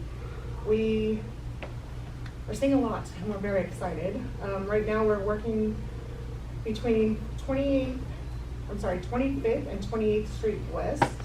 There's some, with the planning department, we're going to go ahead and try to get zoning changed so we can continue to grow. Residential development is up by 300 houses right now. We're continuing to grow. We have about 5 different sites that are still building as we speak. It's amazing. As fast as they're being built, though, they're selling for $420,000 to $480,000. Another step forward is affordable housing is hopefully coming to Rosamond. For people like me, single family, it's hard to find affordable housing, so I'm kind of excited about this one that Mr. Parkman told me about. I'm hoping that we do get some affordable housing within Rosamond soon. And the affordable housing will actually be 524 units of affordable housing. I know I wouldn't qualify for them, but it'd be nice. The Air Force Test Flight Museum is continuing to move forward. We are very excited about it. We've been looking forward to it. We are also looking for investors for a hotel. They say they're looking at 250,000 visitors a year for that museum. And right now we have 0 hotels in Rosamond that could house these people. The closest hotels are in Lancaster or Mojave. I was in the hotel business for years. I know that my hotel in Lancaster, 80% were Rosamond employees between the base and the solar fields. So anyone who knows anyone, we're always looking for a hotel. That'd be amazing. Also, our urgent care did close, so we need to talk. Our urgent care closed. Unfortunately, what I was told was the insurances didn't match up to what our community has for insurance providers. So it was a lack of that. We also are in desperate need of a bank. We're growing by leaps and bounds every single month. And we have no bank and haven't had for years. So we're in desperate need of a bank. We're in desperate need of urgent care. But we're growing and we're excited. We're excited and we love the solar. We're doing Gem Hill is coming up for in the planning department. We're waiting for the EIR on that, and it's great. Thank you. Great. And Are you filming yourself? water in Rosamond is important. And we got good news last night. Our $15 million reclamation plant is actually putting fluid through the plant. Now it'll take 6 to 8 weeks to step through it all, but what this does is gives us about 1,500 acre feet of water that we can recharge into the basin. And for Rosamond, that's gold. If we have water we can issue, we'll serve letters for homes and buildings. We also, over the last 2 years, have been purchasing property that have water rights. So at the present time, Rosamond has a lot of water rights and a lot of water being recharged. So very happy about that.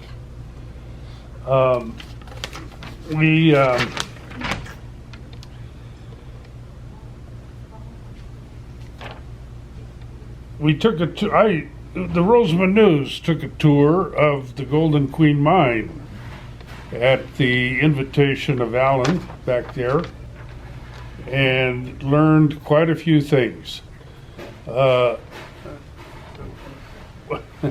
They run 3 shifts a day.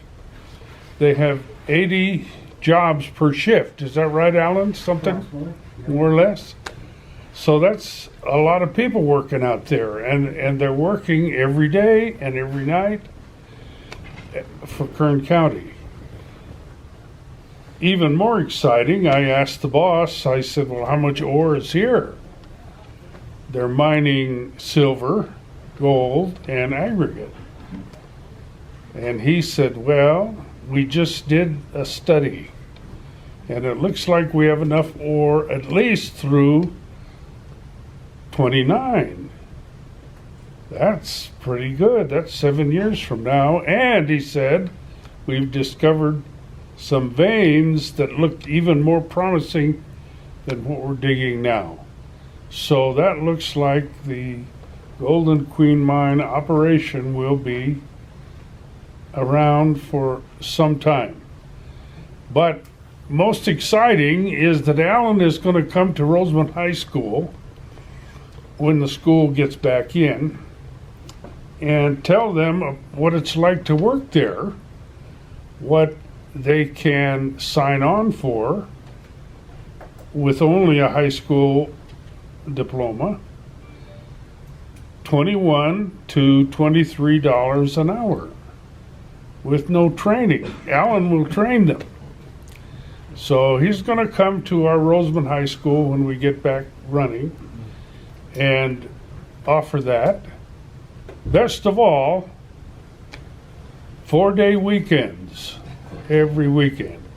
You only work 3 days, you get 4 days off. So I said to him, how come you didn't tell me that when I was getting started working? That sounds pretty good.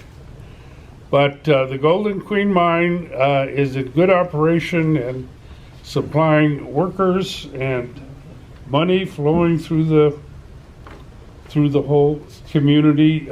Last night, the Rosamond Community Services District voted to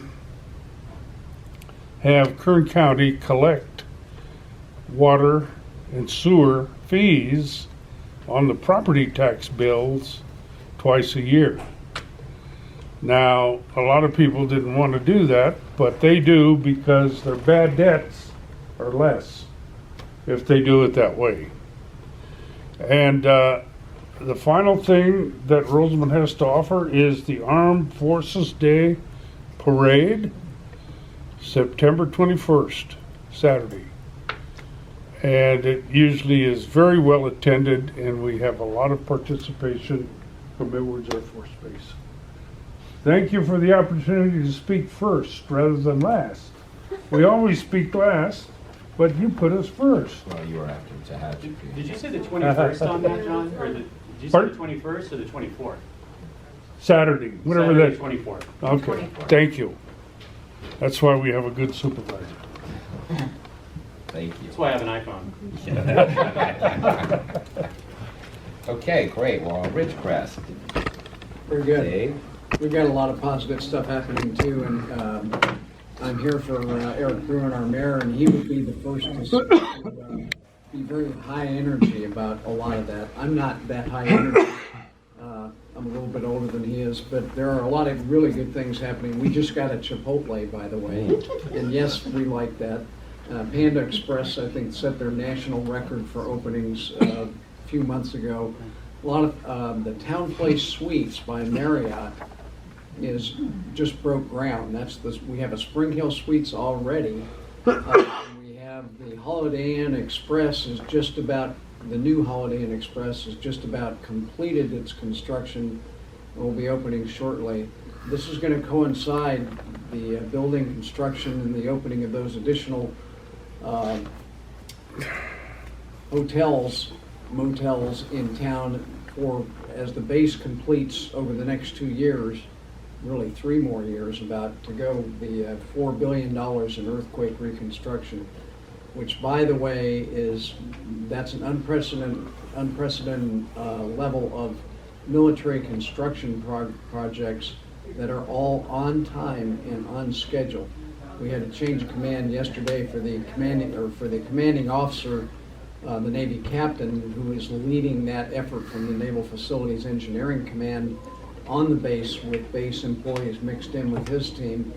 So we have a new commander coming in, and a lot of the comments were how they've never seen anything like this that's on time and actually ahead of schedule in many cases, on cost. And the new guy has quite a big shoes to fill. In fact, he said he wasn't worried about that because he had size 13s. But after he saw what was going on, he said, well, I guess he shouldn't be so confident because the man he relieved had shack size 23. So a lot of good things happening. We also have, our fireworks show was threatened, and I guess that's happening in some other communities, and we talked about that at lunch. And the Lions Club for years had solicited money and donations and executed that. And like all service clubs pretty much everywhere, they're dying out because the younger generation, it doesn't seem to fit with how they want to interact in their communities. So the city took that over, and we held a very nice one this year. And I think the city's going to keep trying to do that and stand up to take that role on in the future. We have some challenges. Water is our #1 challenge, as you've heard. Unlike most of the other communities in Kern, everyone I think in this room and that I know of as a community has access to delivery mechanisms for water, like the State Water Project, or if you have water rights that you purchased elsewhere, you have a way of conveying it to your customers. Ridgecrest doesn't. We do not have any way of getting water to our community. So when we were talking earlier about our GSP, to get us into balance because we're pumping 4 times more than we are replenishing from the Sierras, we need to buy imported water, and then we need to build an LA aqueduct miniature to the nearest water source to be able to deliver those water rights that we're purchasing from somewhere else. And that's the GSP in the plan. That's what allows new wells to be drilled, like we were talking about earlier. The first step in that process is necessary to buy the water rates to begin the credibility of the process. We charge fees to our customers, and we develop a war chest of money, so to speak, to go out and replenish the water, purchase the water rights. And in fact, at yesterday's meeting in closed session, the announcement out of closed session was they have agreement in principle with the first tranche of water rights for about 750 acre feet, which our shortage is roughly 4,000 acre feet to bring us back into balance. And so that's going to prime the pump. It's also 2 meetings ago it was revealed that we have decided on the interconnect pipeline is going to be down here to AVEC. So that's the area that services most of Rosamond, Mojave, Cal City, etc. And so we're going to be working with that agency to define an agreement. Those negotiations are already in work. Defining the agreement and getting grant funding as well as raising fees to build a pipeline, probably from the interconnect task that we just got a California state or a federal grant. No, I'm sorry, it was a DWR state grant for $7.6 million. And you catch me if I say anything wrong. No. Was to develop the plan, assess 4 alternate routes down to AVEC, and develop the engineering plan to a point. Roughly, you need a 30% engineering design to qualify for the federal grants that would relieve the pressure on the small number of residents we have in the valley to pay for what is probably going to be a $150 million at least interconnect pipeline to AVEC. So that's underway. That the grant program has already been put in place in the federal budget, and we're going to be trying to establish a model of the exact same grant process at the state level in the state budget next year. So we're teeing it up when we have the 30% design complete in, should be 24, 25. We'll have the opportunity to go at the state level and get an additional grant for matching funds, and at the federal level through several different options, several different grant programs to lower the cost to our citizens and pumpers for that water. So that's a major step in credibility in getting towards executing what is a pretty ambitious groundwater sustainability plan. But it's one of only 8 approved out of the 42 critical overdraft basins in the state. So that's really good news. We also had a change of command, and we have a new admiral on the base, and the base is going great guns. The reconstruction, as I said, is all on or ahead of schedule. They are hiring. They can't hire fast enough. They have a workforce shortage like all businesses seem to do right now. And of course, it's harder to recruit the high-tech type workforce that we're talking about. And the base is in direct competition with the likes of Silicon Valley, as well as the other defense contractors. So it's a very one of the things the city's concentrating on therefore is quality of life for the, unlike most spaces, 90% of the employees live off the base in the town because of civilians. There's only a small military contingent of 600 military on that base. The rest of the over 6,000 employees are civilians. Engineers, scientists, technicians, administrative support, management, etc. So lots of good things happening. One of the other challenges that all our communities faced is the fire service reduction or the additional costs that had to be renegotiated because of the supervisors, the county budget being hit so bad by the oil, petroleum losses and some of the others, and the examination that the county did and had all the city managers come together also and assess what their fair share for the fire services they were receiving. And we're going to have to increase what we pay the reduction. And in order to retain 2 fire stations, the size of our town justifies 3 fire stations. With 2 because of some of the ancillary agreements we have with other agencies around the county. So we're going to have to go for you mentioned the 1 cent county tax, unincorporated parts of the county going for the increase in sales tax of 1 cent. We're going to have to do that also, and it's intended primarily. We've done the complete study was just finished to justify the second fire station, the need for a pool in our town. We're a desert town, just like almost all of you here. No community pool. Our only community pool was closed before COVID by an ADA activist from out of town who found a violation and got it shut down. And then it was too damaged from the earthquake and previous lack of maintenance to rebuild efficiently. And we don't have the sustained budget. Our top 4 employers don't pay property taxes, or actually in essence a lot of the taxes. So that puts us with a very low general fund to administer of a town of 29,000 people now and get the quality of life we need. On the housing front, we do have an affordable housing project that's just about, it's in construction, just about complete. 18% of it is for affordable housing qualification, and the rest of it is going to be market rate, and that is what we really needed for those new hires that the base is hiring. We don't have any vacancies in town at the apartment, multifamily housing type level. So that's going to help a lot with recruiting and again, quality of life.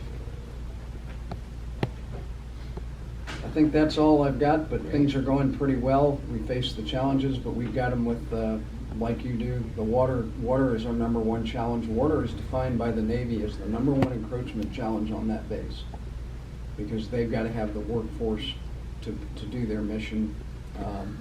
And we've talked about how important the missions are at China Lake and Edwards, and the things that we have in common and symbiosis with what's going on here at Mojave in the commercial ventures. That's all I have. Dave, quick question. I know most of the contracting for the earthquake damage has been done out of San Diego. And when I was last talked to some of our local food vendors in the Ridgecrest area, that they had a coalition that was going to be providing lunches for a lot of the workers on the earthquake relief. And then the last I heard during the late February was that the contractor had decided to do it themselves in that agreement and were hiring away from the restaurants in the Ridgecrest area. Have you heard that, and if anything has changed on that? Some of that's true. Start with your first comment. The original contracting was begun out of San Diego, but that Navy captain that heads it up here, all that was moved up here, augmented by San Diego. So he managed what was essentially 18 major military construction contracts totaling $2.4 billion. And then there's another billion on top of that for minor and some outfitting that office and the base office in partnership do. though it was up to the contractors how they negotiate their food issue. That was one of the things that we met with them early on when we were first meeting with all the contractors. These are global contractors that are heading up major projects out there, and they're all different. There's one big one, ECC, that has almost half of the temporary labor camp that we used to house almost 1,000 workers, which we wanted to have built so that when it was vacated, it wouldn't leave a blight on the community. It's required to be removed. That's things we learned from other communities that had suffered devastation and major rebuilding like this, was how do you maximize the economic value to the community and minimize when they leave what's behind it, because it's left some communities in North Dakota, for example, and other places in not so good situations. But to get to your specific question, some of them have been successful in participating in that, and others haven't. Those contractors have the choice of how they're going to reliably feed their folks, especially if they want to have them working out on remote sites and keep. There's an incentive for them to keep schedule, and so they want to have their folks on work site the maximum amount of time and minimize any delays. So it didn't work out for the full partnership that we all envisioned and was set up. That's their choice, unfortunately. But it has been a big economic boon. None of the negatives that folks, when they heard temporary labor camp and they thought of what some of the experiences had been up in the North Dakota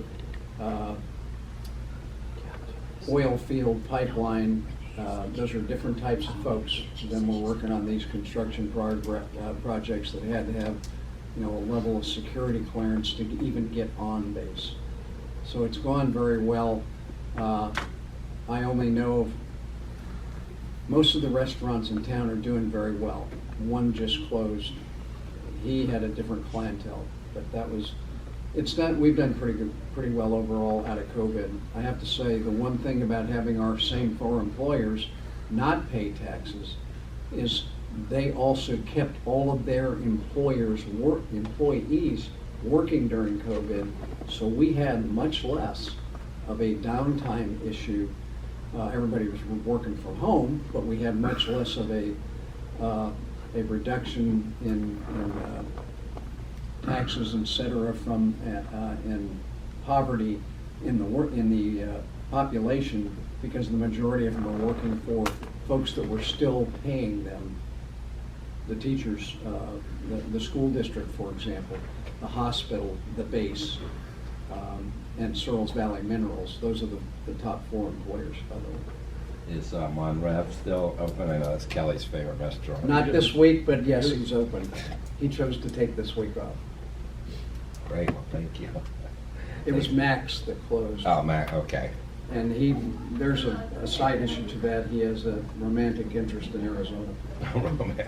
But he also had the problem that all restaurants in Ridgecrest and I hear everywhere else are facing getting help that they can afford, actually getting help at all. Well, that was the whole point of their issue, was the contractor was offering $23 an hour during an intense, and taking their employees and then ending the contract. So. Yeah, well, that's on top of all the things. They haven't complained to me too much lately, so I guess. Well, it's a valid complaint to a degree, but again, we tried to present them, and they presented themselves very well to the contractors, but that's a heck of a lot of people to feed at one time with 100% reliability.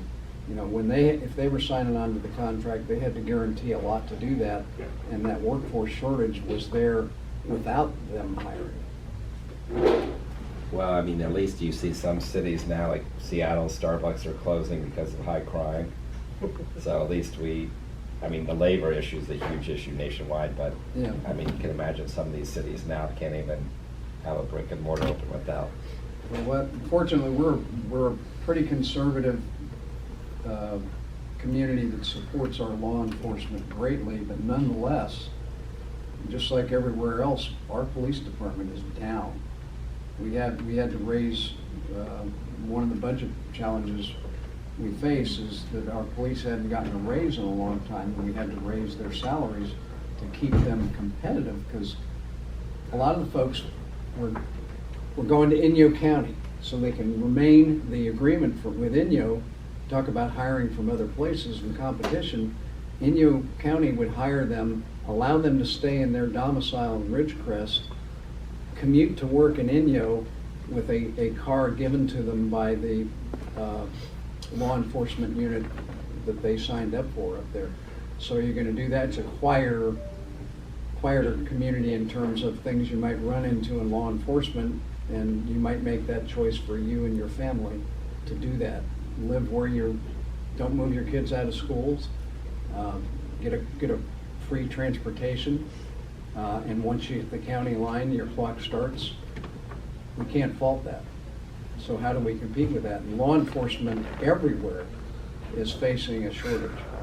And that's part of the issue, not just the rest of it we talked about. With crime, we don't have that, but we have that shortage of resources. It's a national problem. We experience it, and as you try to remain competitive and increase salaries, increase recruitment packages, incentives, et cetera, laterals, the other agencies you're competing with, they in turn will have to increase theirs, and so it continues to be just something you have to keep chasing.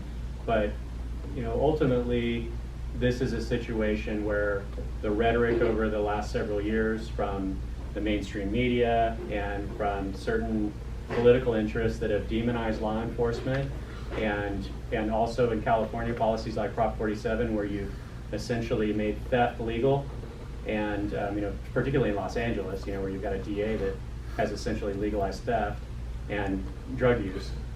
A lot of folks don't want to go into law enforcement anymore like they used to, and so it's more competitive for a smaller pool of people, and that's the reality.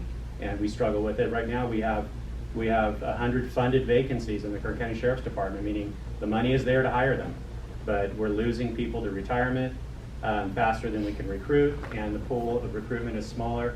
Once you get folks that can pass all the background checks and the physical requirements, there's just less people going in to law enforcement than ever before. Interesting side note, LA County Board of Supervisors just passed this week. They're going to have a ballot measure to give them the opportunity to remove the sheriff in LA County this November. And the DA, right? Not the DA. Yeah. Why would they do that? Why would they get rid of the? No, I'm saying that would be a recall about, there will be a recall. Right, that's a different thing. A recall, the citizens are trying to recall the DA. Right. But the Board of Supervisors, they want to take away the sheriff's ability to run his department the way that he sees fit, because he is not in lockstep with all this decriminalization and letting people run rampant through neighborhoods, the policies. And now that it's sweeping the rest of the state, we're seeing homelessness increase everywhere else. And around the country, homelessness has gone down 20-30%. It's gone up here. They all moved to California. Right. We're the only state where it's increased over the last 5 to 10 years. I mean, it's just bad policy, folks. That's what causes it. One more positive I neglected to mention, it's related to a comment I made earlier, is the California state budget. We got direct funding through Senator Grove and Vince Fong, Assemblyman Vince Fong, for $2.5 million for a wastewater treatment facility, which is part of the overall water plan, because that in fact is what Rosamond did, as we heard about 2 or 3 meetings ago, with regards to getting recycled water back into their basin and accounting for that, to account for some of the water shortages. So we had asked for $5 million, but we got 2.5. And I mentioned that we were going to go next year for a statewide, a state grant for our interconnect through a federal aligned program with the federal program. The federal program is called Defense Community Infrastructure Program, and allows communities with bases that are impacted by the base and support the base, so they're mutually symbiotic, it allows them to receive grants to do construction off the base for things that benefit the base workforce, the base, and the community, and the quality of life is one of those things. Water, obviously being the #1 challenge for the Navy, is critical to the mission of the base. So that program is there federally.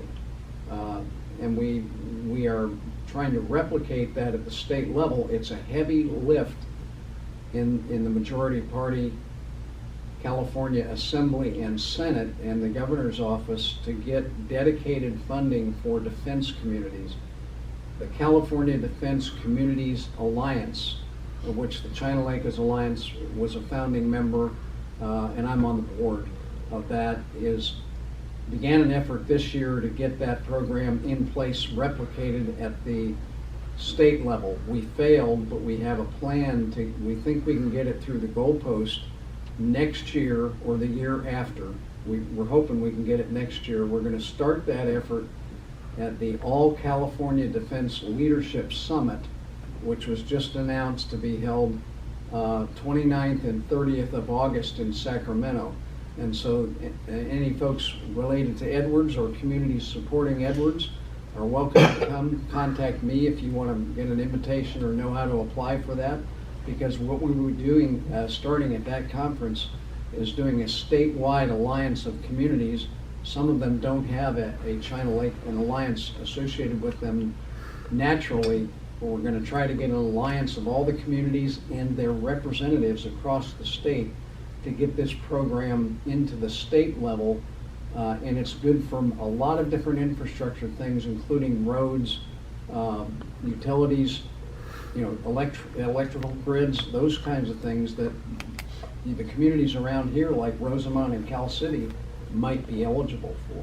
So it's a valid and very positive thing, and we've got enough Democrats lined up that own defense communities, or I said that wrong, that are part of defense communities in their district and recognize the economic impact and the quality of life impact that we believe we can get it through at the state level. And that's something the communities that I mentioned and others could take advantage of to improve the quality of life for something they might not otherwise be able to afford. Great, thank you. That California City, and then we'll have open it up to some of our representatives. Well, California City, the email that said what we were going to talk about was our innovation. So our innovation, I've been telling you for months, is the fact that we came as a community today. We have our police chief, Shannon Hayes, and our fire chief, Jeremy Kosick, who came to this meeting to hear what's going on. We had the president of our Chamber of Commerce who had to leave, and I was able to bring 2 new friends that I made from Kern County Office of Emergency Services. So our innovation of what's going on is we're getting to know our neighbors. And with that said, everything else that's gone on at this meeting, I empathize with so many of them. I feel like, I've already made my report through every other community. But I would like to ask Acting Chief Hayes and Chief Kosick, do either of you have any comments after sitting here and observing this? Jeremy Kosick, Fire Chief for the California City Fire Department. So I'd just like to thank Karen Macedonio for inviting me here. This is my first Alliance meeting. So it's very informative to hear what's going on within the county. And as far as different possibilities in the future, if we attend in the future, it's kind of good to hear the direction of different cities or their struggles, because we have similar ones. Along with the healthcare districts, we're looking at continuing our firsts within the county. So as a small fire department, we can turn our ship pretty quickly compared to the county fire department. So one thing that we do is we've been the first in medicine as far as fire departments go. The first EMTs, first paramedics within the county. We are now, along with the Eastern Kern Healthcare District, they provided us with in-field ultrasound. So we're actually doing a trial study along with San Bernardino County and other fire departments And I think we're in the top 3 for the most submissions using our field ultrasound. So what that allows us to do is kind of look into the body with ultrasounds. They are basically like the big huge machines you see in the hospital, but they actually fit in the palm of your hand and work in conjunction with the iPad device. We can upload those to physicians. So recently we had a case where we used those ultrasounds where the hospital physicians were actually able to save time in the ER by us submitting our records electronically. They could actually do that before we got there. They could skip taking that extra step and save time and actually get them onto different things they did within the operating room and emergency room.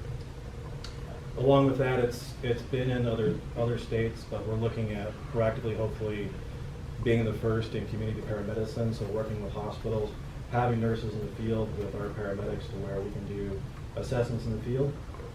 We can prescribe them basic medications, do basic procedures, so that when we're there, we can leave them at their house, so we're not actually taking up time in the hospitals, decimating the ambulances, because like the fire service, like law enforcement, the ambulance services are dwindling rapidly. So a lot of times in California City, we can wait upwards of an hour for an ambulance to come from Arvin and places beyond.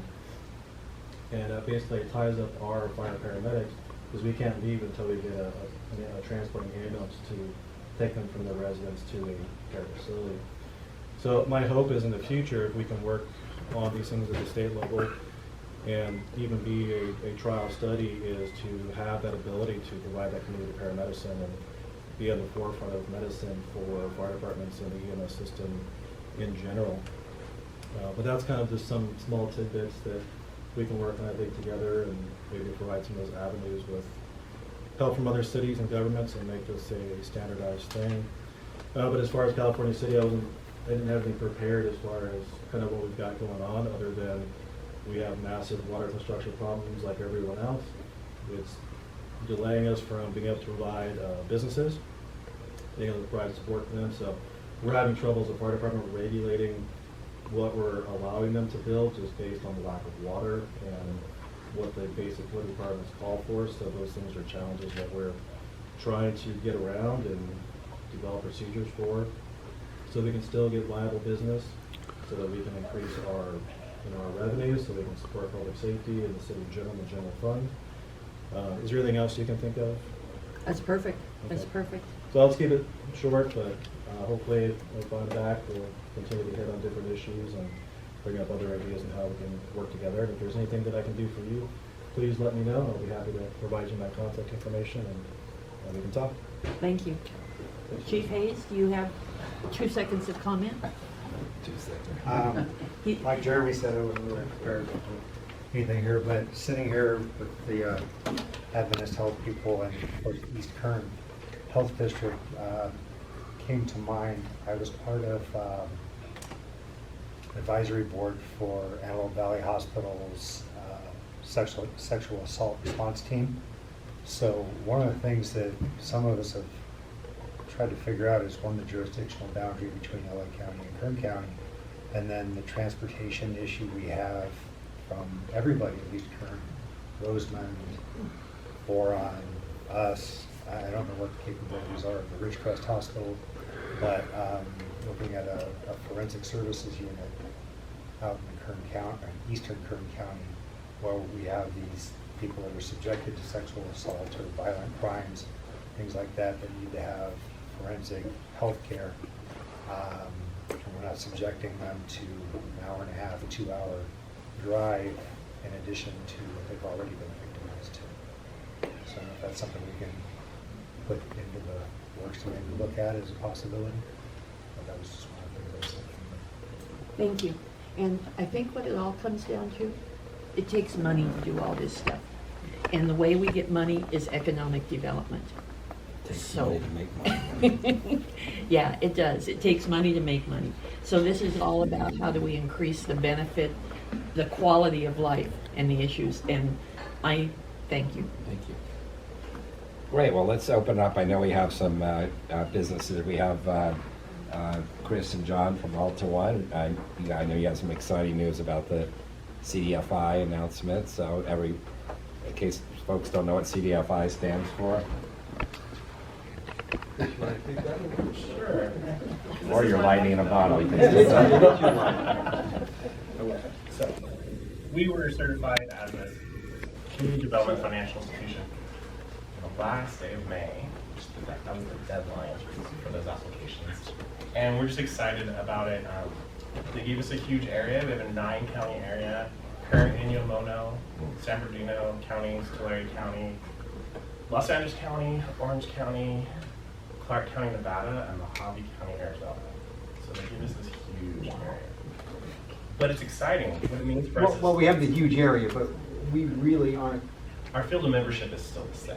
yeah, so we cannot service everything they've granted us. But we can partner.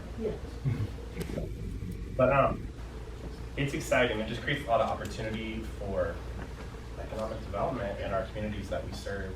I don't know if any people realize this. We have 13 branches, 9 of them are in East Kern. So we are a big financial institution on this side of the hill.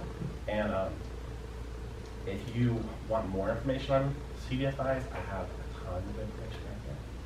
Spells it out what it is. There is like some misinformation out there on what a CDFI is. My phone blew up once the press release went out, and people asking for money. And what a CDFI does is being a certified CDFI gives us the opportunity to apply for grants from the CDFI fund. And granted, we're brand new as a certified CDFI, so we have not had any grants go through yet. So we don't have all this money to hand out or anything, but it's helped capitalize us and make it so we can lend money easier to those who need access to financial services and loans and to buy homes and different things like that. But it's exciting. It's my life, like I just said right now. So, and I have a handout if you guys want it. Yeah, please, thank you. Okay, well, let's see. Ashley, waste management. I know. Anyone wants to talk about waste, right? Yes. Haste makes waste. So I'm Ashley Cortez. I'm with WM. We're continuing to work with Kern County and our cities that I oversee in implementing food waste. So the infamous food waste going into your yard waste container is fast approaching. If it's not in your city, it will be soon. Ridgecrest, we got that all finalized, so that's the first area in my territory where we're going to implement food waste. So it'll be interesting to see how it all works out, but we're ready with all kinds of education, and we'll be ready for all of Kern County when it comes to that point. So we just continue to work on that. And then we do have driver positions open, as you know, Mr. Scrivener said, is we're just short-staffed everywhere. Our employees are getting older, they're retiring, and so we can't hire enough people to fill those positions. We are an older employee force a lot of times, and so we see a lot of them, you know, out, and so we're trying to hire as many as we can. I think we have like 2 to 3 driver positions opened between Ridgecrest and Tehachapi, and so we're continuously looking for people. If you know any truck drivers that are interested in getting in the field, please send them our way, as long as a rep that is like myself that we're looking to add in Kern County to help assist me as well. So we have a lot of things going on. I appreciate your patience as we work. You know, trucks might be breaking down, and it's because it's taking longer to get parts just due to supply chain issues, and so just bear with us. We're working as hard as we can to keep our trucks and our employees on the road. So, thank you. Thank you. We have 2 representatives from SoCal Edison. You got any power updates? Yeah, I'll try to weave this from an economic development perspective. You know, I was kind of listening to the conversation today, and you know, our two priorities as a company has been wildfire mitigation and Pathway 2045, or the decarbonization of not only the electric utility sector, but also commercial, residential, transportation electrification. So those are kind of our 2 major priorities. And in listening to this, not specifically related to that, but in the 1st district, a few things I'm working on is the relicensing of KR3. That's the farthest upriver power plant. That's a 5-year process. We've just kind of started kicking that off. Concurrent to that effort, also in the 1st District, is the decommissioning of Burrell. A little bit was discussed about the dam safety modification project. Unfortunately, the Burrell Powerhouse was a victim of that project. So we'll be decommissioning not only the canal, but the powerhouse itself. And we've started that process. Also, I'm pretty excited about this. In Lake Isabella, our service center has been under construction up there, a brand new service center. Be just over $20 million project. That should be done in April of 2023. I mentioned a little bit about our priorities, wildfire mitigation being one of them, directly impacting District 2, Supervisor Scrivener, and I know Tehachapi was in the room. You know, I'm pretty proud of our progress that we've made in Kern County. You go back 3 or 4 years ago, I know the supervisor was getting a little grief over our public safety power shutoffs. City of Tehachapi was unhappy. We took steps in the city of Tehachapi to harden a part of the grid or put covered conductor in that affected the business sector. That was completed a couple years ago. No public safety power shutoffs related to any outages on that circuit, so that was successful. Also, as Supervisor Scrivener will tell you, Stallion Springs, Bear Valley Springs got hit pretty hard.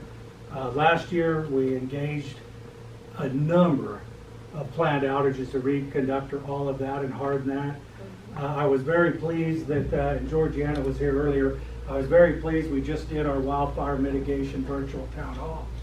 We had 0 public safety power shutoffs last year, and it was kind of exciting and not so exciting in that our virtual town hall, we had less than 40 people because nobody's mad at us. And so I took that as a very positive sign. But our grid hardening efforts are working, and I'm hopefully in Kern County, we've kind of turned the corner. On Pathway 2045, we are doing a pilot project in Cal City to electrify some homes. Councilmember Macedonia and I spoke a bit about that over lunch.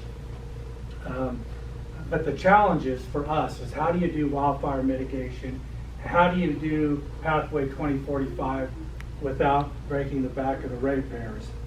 And in that regard, I think our challenges on the ground in Eastern Kern that I've said before is going to be capacity issues. How do we deliver enough electricity to accomplish these goals? And I know Jay will probably have something to say on the economic development side. But we have been working closely with California City to address their capacity issues. I'm very pleased that Councilmember Macedonia has joined in our once were monthly calls, now going to be quarterly calls. I will tell you, she is a prolific question asker, and our folks really got a kick out of her participation because she really engaged our folks in where we are on our short, medium, and long-term projects.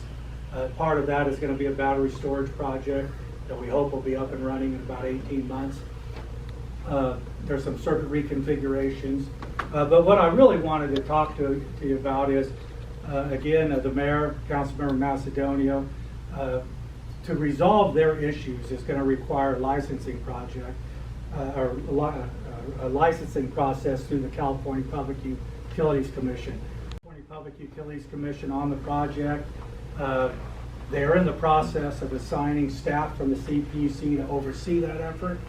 And then I think the next step from my perspective, and again, the mayor and Councilmember Macedonia have talked about this, is encouraging the city to weigh in with the PUC to expedite those projects.